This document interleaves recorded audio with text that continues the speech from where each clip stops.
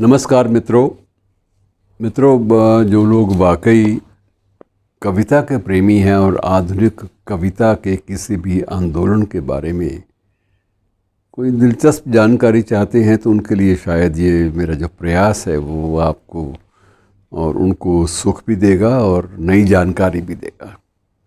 मेरा आग्रह है कि इसको उसी रूप में पढ़िएगा, उसी रूप में सुनिएगा जिस रूप में मैं बयान कर रहा हूँ। वो इसलिए ज़रूरी है कि ये मैं प्राथमिक सूचनाएं सिर्फ आपसे साझा कर रहा हूँ। इसकी डिटेल में जाना, विवरण में जाना, इसके बारे में बहुत लंबी चौड़ी चर्चा करना, ये ना तो मेरे बस का है और ना ही इस सीमित समय में ये सब हो सकता है। मैं आपको सिर्फ एक कविता के एक युग की ओर ले चलता हूँ, जिससे यद्यपि ऐसा नहीं है कि हमारे भारतीय कवि परिचित नहीं रहे, भारतीय जो काव्य के साधक हैं उनको इस बारे में कोई जानकारी नहीं थी, ऐसा मेरा कोई दावा नहीं है। लेकिन ये ज़रूर है कि अब वो सब चीज़ें भूल चुके हैं और जो नई पीढ़ी के कवि आ रहे हैं उनको कुछ भी इस बारे में ज़्यादा मालूम शायद ना हो। इसी बात को ध्यान में रखते हुए मैं कुछ एक जानकारी आपसे बांट रहा हूँ। मित्रों, पिछली शताब्दी में 1940 और 1950 के बीच, ये तब का कार्यकाल है, तब एक अंतर्राष्ट्रीय स्तर पर एक अमेरिका में एक कवियों का एक सम्मेलन हुआ था और उन लोगों ने उस वक्त एक कविता के क्षेत्र में एक नई सांस्कृतिक क्रांति, एक नई शैलीगत क्रांति की बात कही थी। और ये सिलसिला धीमी गति से चला, लेकिन 50 के बाद इसने बल पकड़ा। और बल जब एक बार पकड़ा तो उसका उद्देश्य, मुझे ये सौभाग्य मिला कि इसका एक प्रमुख हस्ताक्षर था गिन्सबर्ग से मिलने का भी दिल्ली में एक शाम उनके साथ बिताने का अवसर मिला। और बाद में वो मेरे विनम्र आग्रह पे उन्होंने बहुत सारी चीज़ों की व्याख्या भी मेरे सामने दी और कुछ कविताएं भी अपनी साझा की। और एक वजह से किसी भी नए युवा को कोई प्रोत्साहन देता है ना, हौसला अफजाई करता है कि तुम भी अगर ये लिखना चाहो तो मैं तुम्हें ये विषय दे रहा हूँ, कुछ लिख के ले आना, कल फिर बैठेंगे।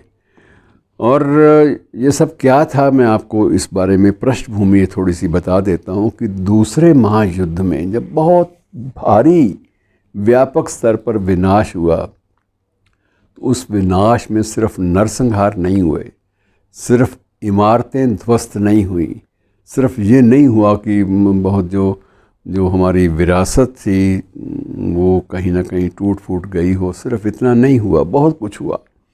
और उस बहुत कुछ हुए में बहुत सारे जीवन मूल्य, काव्य मूल्य, साहित्य के जो मूल्य है वो भी ध्वस्त हो गए या टूट फूट गए थोड़े से। और उसके बाद उनमें गुंजाइश बची थी कि इनको नए सिरे से फिर खड़ा किया जा सकता है। तो ये इन सब बातें ध्यान में रखते हुए, इन सब बातों को, इसे बीटनिक आंदोलन कहा जाता था। बीटनिक कविता के नाम से भी, बीट्स कविता के नाम से भी जाना जाता था। तो ये बीटनिक आंदोलन की जो शुरुआत है ये अमेरिका में हुई और जो भी इस आंदोलन के तहत लिखने लिखाने वाले थे उन्हें बीट कवि या बीट पोइट्स कहा जाता था। और इसमें थोड़ा सा ये है कि पहली बात तो ये है कि ये जितने भी कविता लिखते थे ये आउट ऑफ परंपरागत तरीक़ों से जो काव्य की परिभाषा दी जाती है उससे थोड़े से हटके थे, लीक से हटकर चलने वाले लोग थे। और इनकी कविता की शैली, कविता का विषय, हर चीज़ नए सिरे से होती थी। और इस आंदोलन ने बाद में बड़े नए नए रूप लिए। मसलन एक एंटी पोइट्री, जिसे हमारी हिंदी में अकविता के नाम से भी कहा जाता है कि अकविता का आंदोलन। जैसे कविता का आंदोलन में आपको एक दो उदाहरण छोटे छोटे दूंगा। एक राजस्थान के कवि थे, उन्होंने कुछ कविताएं दी कि जन्मदिन शीर्षक था। तो जन्मदिन को कैसे उन्होंने कविता के माध्यम से कहा कि एक छिलका, कि एक पाल और आज खुल गया जहाज़ का, एक पाल और आज खुल गया जहाज़ का, एक छिलका उतर गया प्यास का। तो ये चीज़ें इस रूप में, और कविता यहाँ समाप्त हो जाती थी। और उसकी डिज़ाइनिंग, छोटे छोटे काव्य संकलन निकाले जाते थे डिज़ाइनिंग के लिए। कुछ ठप्पे से थे जो अस्पष्ट थे। मैंने एक वहाँ के बीट कवि से, राजस्थान के बीट कवि से पूछ लिया कि भाई मुझे तो समझ में नहीं आया कि आपने ये जो बीच में इमेजेस बनाए हैं क्या कन्वे करना चाहते हैं। तो उसने बताया कि ये इमेजेस जो हैं हमने कोई क्रिएट नहीं किए, कोई पेंटिंग भी नहीं की, आप बताइए ये कैसे किए होंगे सब कुछ। मैं कहा आप ही बता दो, मुझे समझ में आते तो मैं आपसे पूछता क्यों, कोई ना कोई तो व्याख्या देता मैं आपको। उन्होंने कहा सिंपल सी बात है कि माचिस की डिब्बी हमने ली, उसकी जितनी स्पेस थी उसको आड़े तिरछे हमने स्टैम्प पैड के ऊपर स्याही से रंगा और उसके ठप्पे लगाने शुरू कर दिए और ठप्पे लगाकर साथ साथ 10 लाइनों की कविता दे दी। और ये चीज़ें हैं, ये क्रम जो है हमें रास आ गया। और लोग रास इसलिए आया कि वो ठप्पों की व्याख्या में ही कई लोगों ने तरह तरह के दर्शन शास्त्र, तरह तरह की बातें, न जाने क्या क्या बयान करनी शुरू कर दी। एक व्यक्ति ने तो वो माचिस की डिब्बी के ठप्पों पर पूरी की पूरी एक आधुनिक कला की, मॉडर्न आर्ट की एक पूरी की पूरी श्रृंखला को ही बीच में बयान कर दिया। तो हमें यही बात हमारी प्रमाणित हुई कि आप अपने शब्द जाल से कुछ भी क्रिएट करने में समर्थ हैं, जबकि उसमें कोई तथ्य भी नहीं होता कई बार। और कई बार लगता है कि कोई बात नहीं थी, सिर्फ आपकी जो तथा कथित जो सोचने की ताकत थी उसको छेड़छाड़ उससे हुई और उसके बाद आपने उसको उसकी व्याख्या करनी शुरू कर दी अपने ढंग से।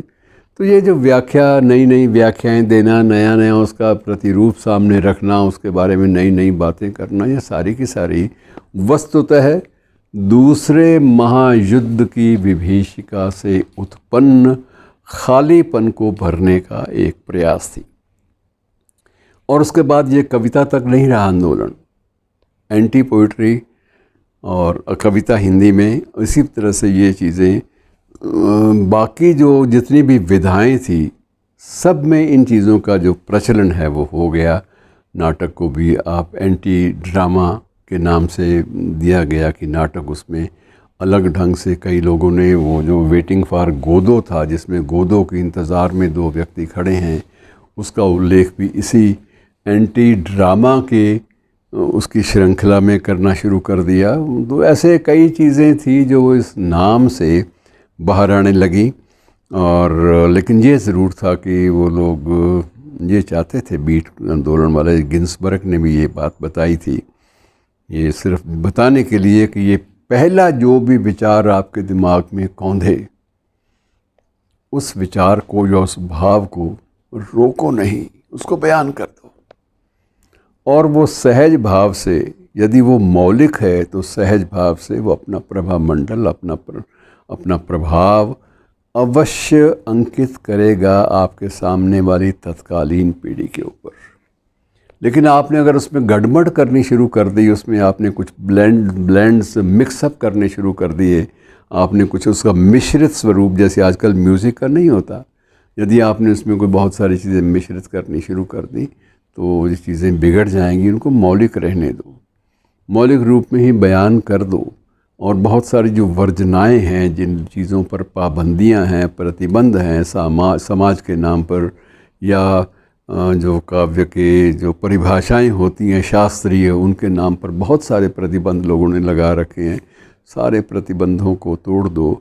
और कुछ आलोचक तो ये भी दावा करते हैं कि निराला की जो कविता थी, छोड़ दो तोड़ दो छंद के बंध, वो भी एक प्रकार से इसी कविता आंदोलन से ही प्रेरित थी, यद्यपि निराला ने ऐसा कोई दावा कभी नहीं किया। और निराला की कविता पर किसी भी आंदोलन विशेष का ठप्पा लग ही नहीं सकता, क्योंकि वो अपने आप में स्वयं ही मौलिक थे, बहुत सारी चिंतन के मामले में भी, लेखन के मामले में, सृजन के मामले में भी। तो इस प्रकार से आंदोलन काफ़ी चलता रहा और एलन गिन्सबर्ग का अक्सर भारत में आना होता रहा। बनारस के घाटों पर भी उसे देखा जाता था। और उसका दूसरा प्रिय जो स्थल था वो ऋषिकेश हुआ करता था। दोनों स्थलों पर घाटों पर बैठकर उस शख्स ने जो भी लिखा बीटनिक आंदोलन के अंतर्गत, वह बीट कविता का एक अमिट हस्ताक्षर बन गया। धन्यवाद।